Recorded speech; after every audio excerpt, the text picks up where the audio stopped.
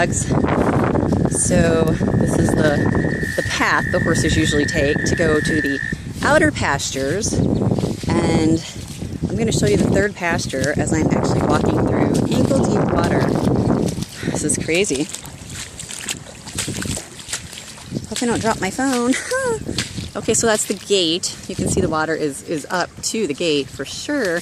And I'm just going to raise the phone up a little bit and let you see. This is our third pasture out there. I don't want to go into all the water. Let's see. I'm not sure how well you can see it. I'll zoom in. That pasture's completely covered. You can see the area to the left. Again, the creek is about, it's got to be at least 50 feet from the fence line, and it's completely coming in from the creek still. So this is not over yet.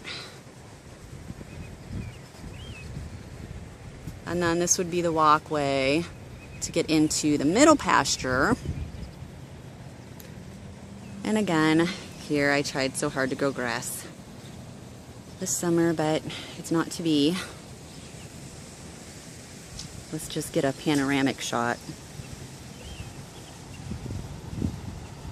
Oh my gosh.